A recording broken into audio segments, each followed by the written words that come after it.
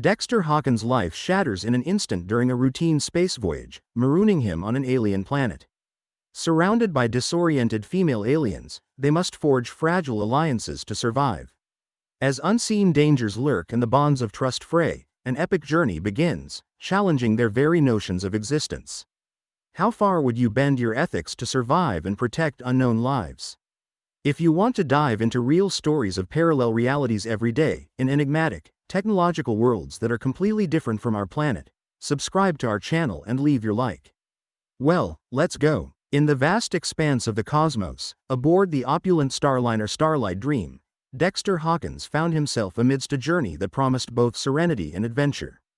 Dexter, an adept engineer known for his exceptional skills and calm demeanor, often took solace in the perpetual hum of the ship's engines and the celestial beauty that unfolded beyond the windows. Space travel had become second nature to him, a routine embraced with the same precision as the delicate gears he often finessed aboard the ship. Amidst the routine tranquility, an unexpected anomaly shattered the calm. The ship groaned under the sudden strain, and emergency alarms blared throughout the corridors. Dexter's finely tuned senses immediately recognized the precariousness of the situation. Before he could fully grasp the unfolding chaos, the vessel was ensnared by a celestial vortex, a swirling, enigmatic phenomenon that converged with a malevolent force. In a horrific descent, the Starlight Dream, once a beacon of human aspiration, twisted and tumbled helplessly toward an unknown alien world.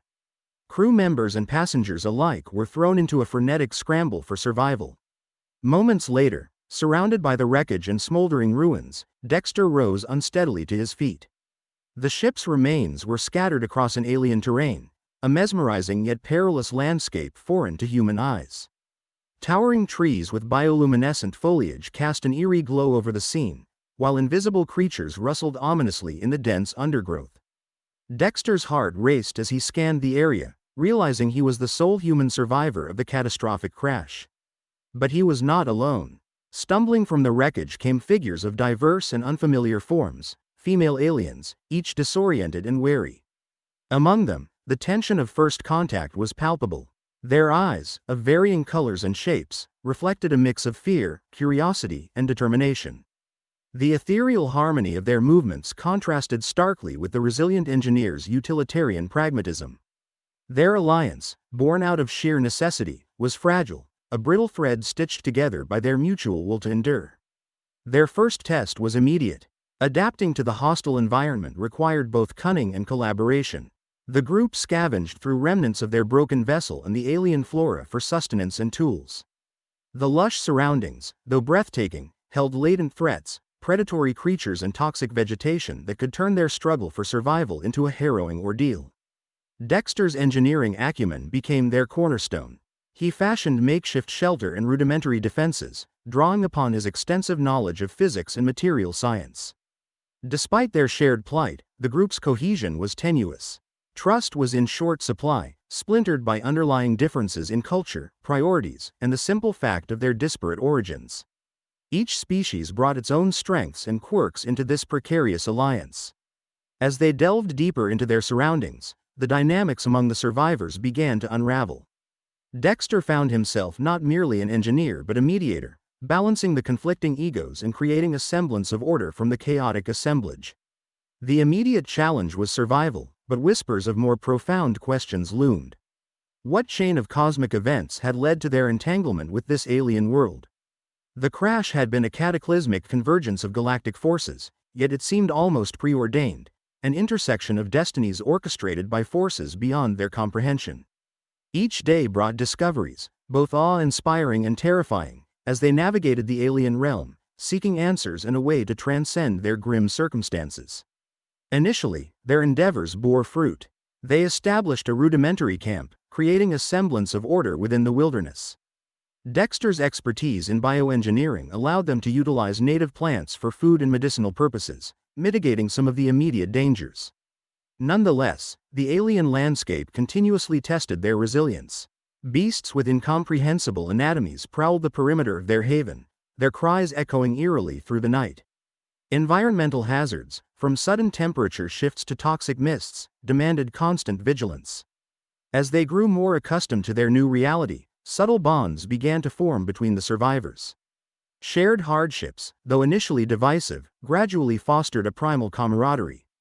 Dexter's unyielding competence earned him a begrudging respect, elevating him to an unofficial leadership role. Yet this status came with its burdens. Decisions, often made under duress, carried weighty consequences. Each of his engineering solutions, while temporarily resolving their pressing issues, invariably led to new complications. Dexter constantly juggled the immediate demands of their survival with the overarching need for long-term stability. One evening, as Dexter tinkered with a salvaged communication device, an alien named Leora approached. Her species, notable for their luminous, silvery skin and empathic abilities, had fascinated and confounded Dexter since the crash. Leora, usually reserved and introspective, spoke with a rare urgency, suggesting they explore a nearby cave system for potential resources. This proposition was laden with risk. Unknown creatures and unstable structures could spell disaster, but it also hinted at undiscovered possibilities. The exploration team, spearheaded by Dexter and Leora, set out at dawn. Their path wound through dense foliage and treacherous ravines, leading them to the cave's gaping maw. Inside, the temperature dropped sharply, and the air grew thick with damp, organic scents. The cave's bioluminescent fungi provided an otherworldly glow, illuminating the subterranean passageways in hues of blue and green. Echoes of their footsteps created a haunting symphony as they delved deeper, encountering sketches on the walls depicting ancient alien rituals and technologies, offering tantalizing clues about the world's former inhabitants. Among the ruins, they discovered a trove of artifacts, devices powered by unknown energies, inscribed with symbols that defied immediate interpretation. Dexter's analytical mind raced, piecing together fragments of knowledge. These artifacts held the potential to shift the balance of their survival. However, the presence of remnants from a prior civilization also raised unsettling questions. What had become of these predecessors? Had they achieved transcendence or met an untimely end? The return journey to their camp was fraught with both excitement and trepidation. Leora, tapping into her empathic abilities, sensed a profound connection between the cave's artifacts and their uncanny survival on the planet. This revelation opened new avenues of speculation and recalibration for Dexter, whose pragmatic worldview was steadily broadened by the metaphysical insights provided by his alien counterpart. Back at camp, Dexter and the team rigorously studied the newfound artifacts. The devices, once understood, began to significantly alter their prospects. One particular device, an energy transmuter, provided a sustainable power source, allowing the group to enhance their living conditions and create technologies that further bolstered their defenses against environmental threats. Yet every technological advancement brought with it new dilemmas. The increasingly comfortable existence began to strain the already fragile alliance. Disputes erupted over the allocation and use of resources, and the fledgling leadership structure showed signs of fracture. The rhythm of survival on the alien planet quickly turned from a steady beat into an erratic pulse. Dexter Hawkins found himself at the center of an increasingly tenuous alliance between the female aliens. The initial sense of camaraderie frayed under the relentless pressure of their environment, and personal tensions started to simmer just beneath the surface. The lush, dense forests and the surreal, unearthly flora provided only momentary beauty to be snatched from the jaws of danger. For with every dawn, new threats seemed to emerge from the shadows, each more formidable than the last. The group's dynamic, once kept in check by immediate survival needs, now faced the testing trials of leadership. Differing visions of survival strategies gave rise to factions. Emria, a fiercely intelligent alien with glowing amethyst eyes and serpentine scales, advocated for a centralized command. Her authoritative demeanor and strategic acumen attracted many to her cause. In stark contrast, Leora, an ethereal being with translucent wings and bioluminescent skin, favored a more democratic and inclusive approach, one that allowed voices to be heard and respected. The polarization of these two ideologies began to fragment the unity they had initially forged. Each passing day felt like a litmus test for their fragile cohesion. Resources became sparse, and their environment became less forgiving. Navigating through the treacherous undergrowth required not only physical endurance but strategic planning and cooperation. Dexter, with his knowledge in engineering, often found himself patching up temporary shelters, devising tools from the wreckage of the Starlight Dream, and orchestrating the defense mechanisms against the alien predators that lurked just beyond their makeshift barricades. The tension escalated sharply when they encountered the indigenous creatures that roamed the planet. These creatures were not just mindless beasts but intelligent and dangerously territorial. The group's first encounter with the Montrax, a species of large, chameleon-like predators, was a brutal reminder of their precarious situation. Drawing upon his expertise, Dexter crafted rudimentary but effective weapons and traps, yet each encounter with the Montrax chipped away at their dwindling morale. These skirmishes were chaotic, a blend of primal instincts and tactical maneuvers, and each clash redefined the boundaries of their fragile alliance. Amidst the external threats, the internal discord reached a boiling point when a revelation sent shockwaves through the group. Several of the female aliens were pregnant with Dexter's offspring. The implications of this discovery were profound. Until then, their relationship dynamics had never suggested such a consequence. The pregnancies were not merely biological, they were symbolic of the intertwining fates of the different species. This unexpected development posed a plethora of ethical and emotional dilemmas. Dexter was thrown into a vortex of conflicting emotions. Personal accountability clashed with the group's collective needs. Maria viewed the pregnancies as an advantageous bond that could unify their disparate species towards a common goal of survival and eventual escape from the planet. Leora, on the other hand, worried about the moral implications and the strain it would place on their already fragile ecosystem. The pregnancies blurred lines between personal responsibility and the overarching need for the group's collective survival. The physical and psychological strain was palpable. The pregnant aliens required care and resources that were already in scarce supply. The hardships magnified under this new responsibility.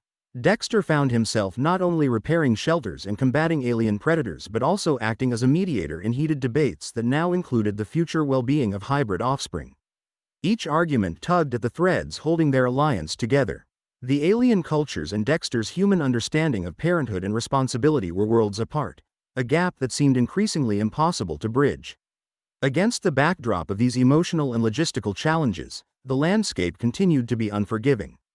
The skies of the alien world were an eerie orange, often streaked with electric blue lightning storms that could appear without warning. These storms were not just a test of their shelters but instilled an ever-present sense of dread.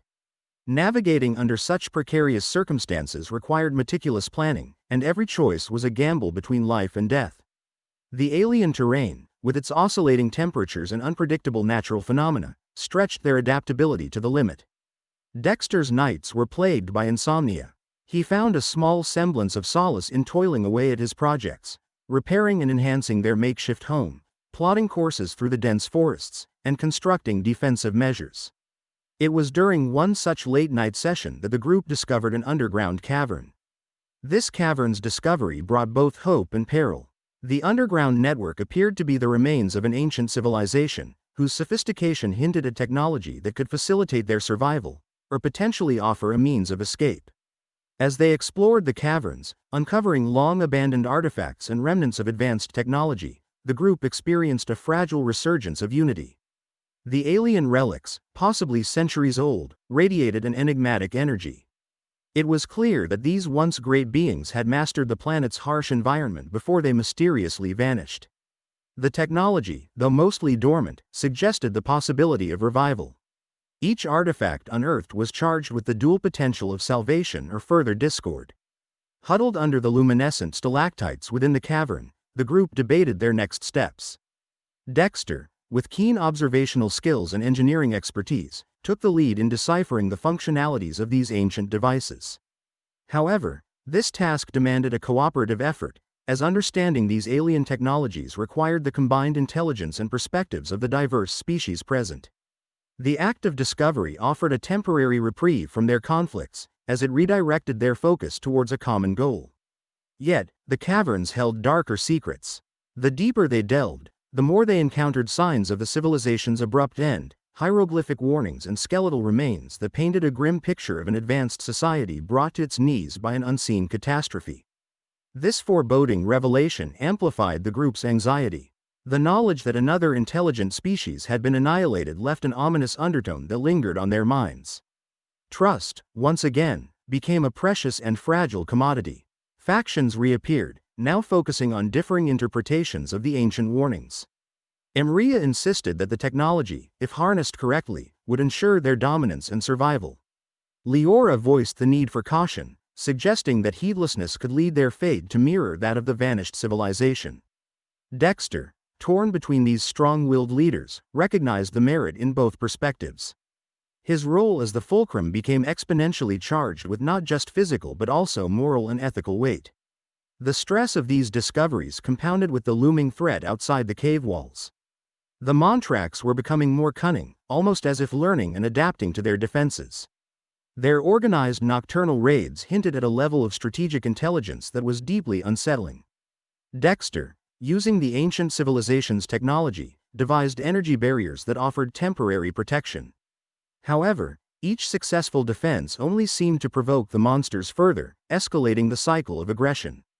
The pregnancies also advanced, doubling the complexity of their survival. The beauty of Zeta 5 belied its harsh reality, a deceptive veneer that Dexter and the alien women now recognized intimately. The heart of the jungle beat with life, but in the silence, they could feel the watchful eyes of predators, both seen and unseen. Amidst this treacherous world, the ancient ruins they stumbled upon seemed to offer a glimmer of salvation in a sea of despair. The technology within the ruins was unlike anything they had ever encountered before.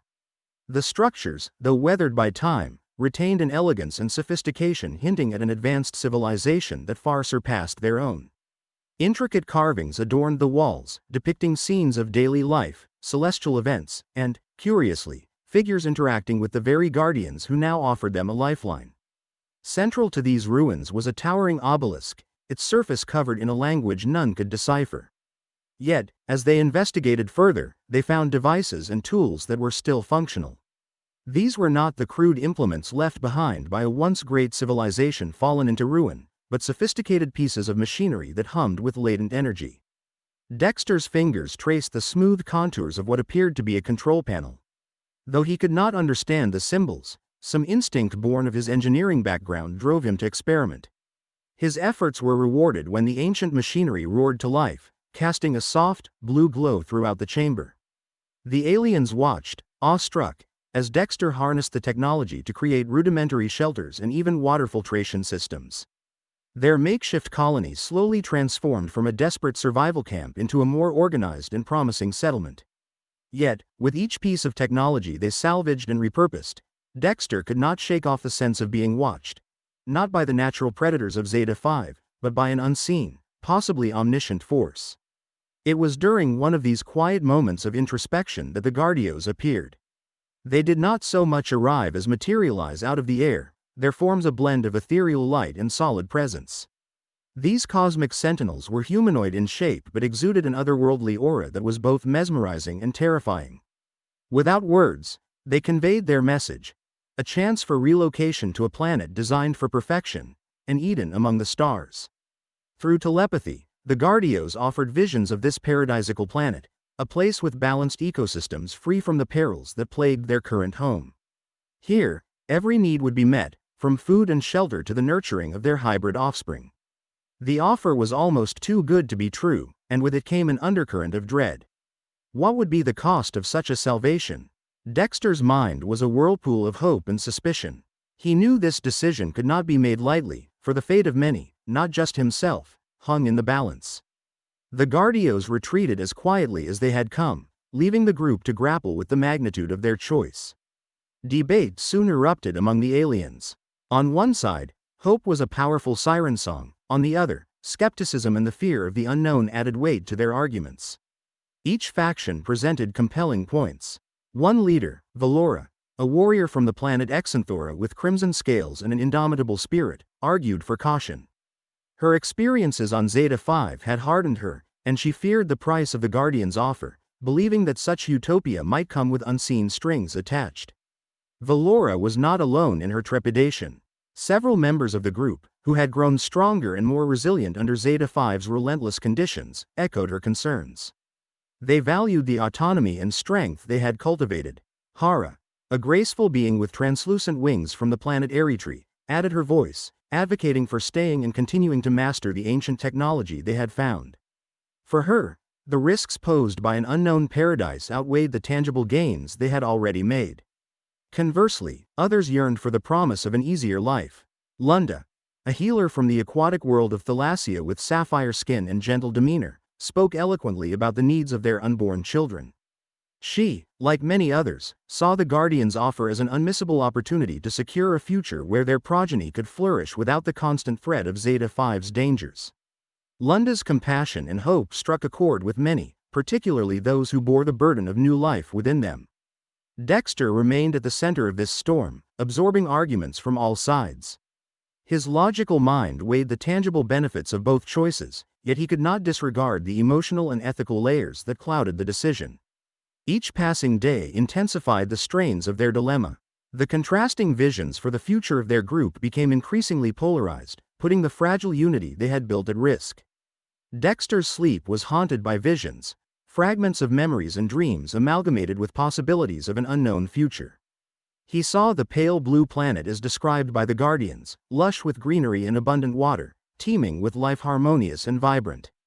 But he also saw shadows lurking behind the pristine facades, questions unanswered and doubts festering. In an effort to consolidate the group's collective thoughts, Dexter called for a council meeting.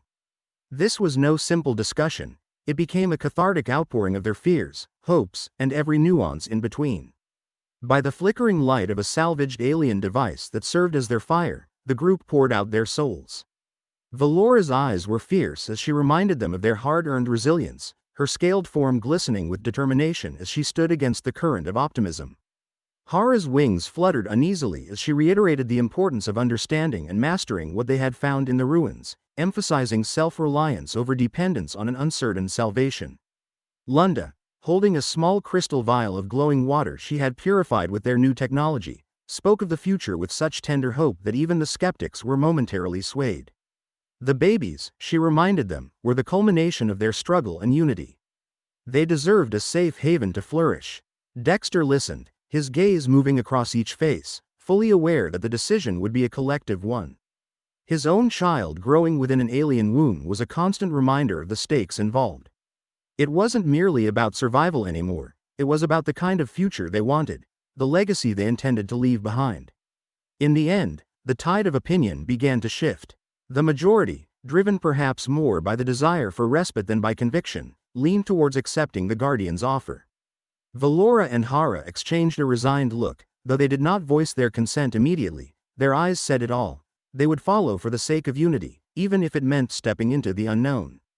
Dexter, leading the final consensus, nodded in agreement. Unease gripped the colony. Dexter Hawkins, the sole human among an eclectic group of female aliens, found himself at the epicenter of an impending maelstrom. Their initial success in uncovering the ancient ruins and encountering the enigmatic Guardians had birthed a flicker of hope. Yet, this newfound potential for survival was mired in deeper complexities. The Guardians had offered them relocation to a utopian planet, a sanctuary where they could rebuild without the omnipresent threats and resource shortages they faced on Zeta 5. But with this promise came a vague undertone of sacrifice. What would be relinquished in exchange for this new beginning? In the makeshift council hall, tensions ran high.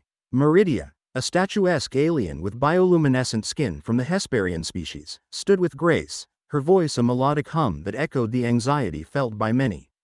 We don't understand the full extent of what the Guardians are asking of us. Their offer is indeed tempting, but at what cost?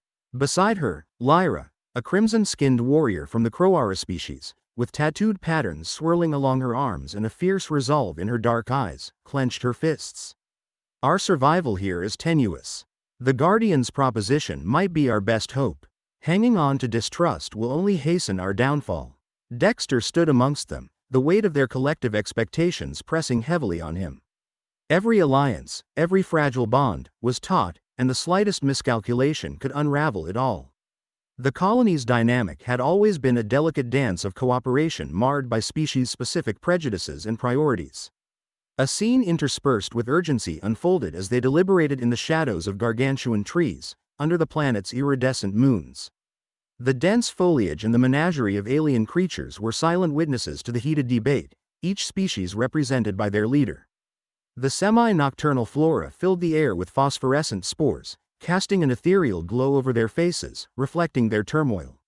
Sora, a soft-spoken member of the Evogran species, known for their grace and psychic abilities, floated slightly above the ground, her eyes glistening with undisclosed visions. The Guardians see beyond our perception. Their wisdom is recursive, expansive. Trust in them might be the leap of faith we need. A palpable hush descended as Leonie, an analytical synthorn with translucent wings and an inscrutable countenance, adjusted her metallic mantle. Her voice was calm, a stark contrast to the fervent discussions. This decision requires unanimity. We cannot afford division now. Dexter's thoughts spiraled. His engineering acumen had been their linchpin once, yet now they needed more than just technological solutions. They required unity of purpose. Could they reconcile their disparate instincts to embrace a shared future? The ethical weight of the choice loomed large. Did they have the right to risk everything on an unquantified promise, even if it was gilded with the allure of utopia? As he grappled with his thoughts, Ava, a diligent scientist from the Felnari species with intricate cybernetic enhancements, approached. Dexter, our offspring represent the bridge between our species. Their hybrid nature could be key to our collective survival. We must model the very trust we ask of our children. Dexter nodded, but his resolve still wavered. He peered into the distance, his gaze tracing the contours of a reality poised on the edge of transformation. The nights on Zeta 5 were cooling, yet it wasn't the chill that raised goosebumps on his skin, but the weight of the decision that lay ahead. In this crucible of leadership, he called for a final summit, convening the entire colony at dawn, their faces illuminated by the first light of Zeta 5's twin suns. The dawn chorus of distant biota was a poignant reminder of their struggle for existence. We cannot ignore the voices of caution, Dexter began, his voice carrying over the murmuring crowd. Nor can we let fear anchor us to a perpetual state of uncertainty. The Guardian's offer is a conundrum, a promise of salvation tangled with unknown risks. But as we've witnessed, survival here is just as uncertain. His words hung heavy in the air. He detailed their journey, a poignant reflection of their battles, losses, and newfound kinship. Each species had contributed to their resilience. Their unity, however fragile, was their greatest strength. Our choice must embody the hope we've kindled together. The Guardians offer a paradise, but it is we who must decide if we are ready to embrace it. A ripple of agreement moved through the crowd.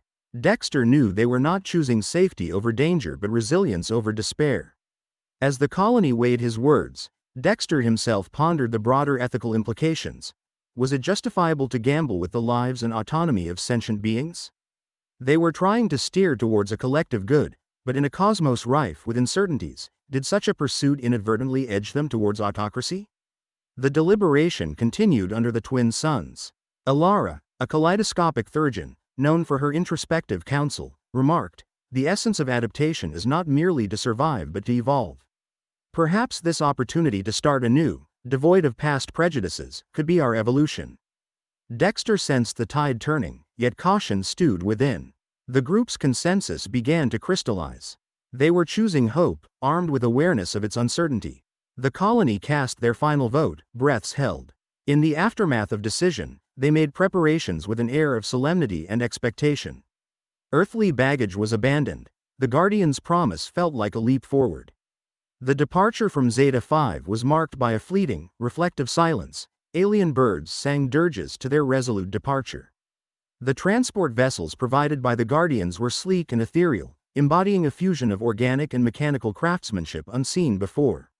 Boarding the vessels, the colonists cast one last look at Zeta 5, a world that had been their crucible. They ascended into the cosmos with a mix of trepidation and anticipation, the unknown racing towards them. Their arrival on the paradisiacal destination was a sensory overload. The thick, oxygen-rich atmosphere smelled of blossoming flora and the terrain, an expanse of verdant valleys and azure seas, beckoned with a primal invitation. The advanced infrastructure bore signs of a civilization that had possibly transcended eons of knowledge. Despite its surface allure, Dexter couldn't shake off the underlying tension. Suspicion clung to him like a shadow. The Guardians remained enigmatically passive, their motives a cipher that Dexter knew they had yet to unravel. As they began to settle into this perfect world, an insidious doubt lingered. Adjusting to their new reality, they realized the Guardians' world was replete with innovations in bioengineering and environmental harmony. Years passed, and the once struggling colony on the paradisiacal planet had blossomed into a beacon of unity and innovation. The inhabitants, a diverse blend of species brought together by fate, had forged a society unlike any other in the galaxy. Dexter Hawkins, whose journey from a stranded engineer to a revered leader had been marked by both hardship and triumph, now stood as a central figure in this new world. His name had become synonymous with resilience, collaboration, and the indomitable spirit of survival. The colony itself was a marvel of design and ingenuity, a seamless fusion of the best elements from each culture represented within its walls. Towering spires of alien architecture intertwined with human engineering principles, creating structures that were both functional and aesthetically breathtaking. The streets, lined with bioluminescent flora that glowed softly in the twilight, buzzed with the activity of a thriving population. Here, every individual contributed to the greater good, their efforts woven into the fabric of a society that valued cooperation above all else. At the heart of the colony stood the Unity Hall, a symbol of the collective achievements of its people. This grand structure, with its towering arches and crystalline windows, was not just a place of governance but also a gathering point for cultural exchange and celebration. The walls were adorned with murals depicting the colony's history, from the crash landing on Zeta 5 to the discovery of the ancient ruins, and finally, the relocation to this new world. Each image told a story of struggle, hope, and the unyielding determination that had brought them to this point. Dexter often found himself walking through the halls of Unity, reflecting on the journey that had led them here. The memories of those early days on Zeta 5, fraught with danger and uncertainty, were still vivid in his mind. The challenges they had faced, both from the hostile environment and from within their own ranks, had tested their resolve in ways he could never have imagined. Yet, it was those very challenges that had forged the bonds of trust and camaraderie that now defined their society.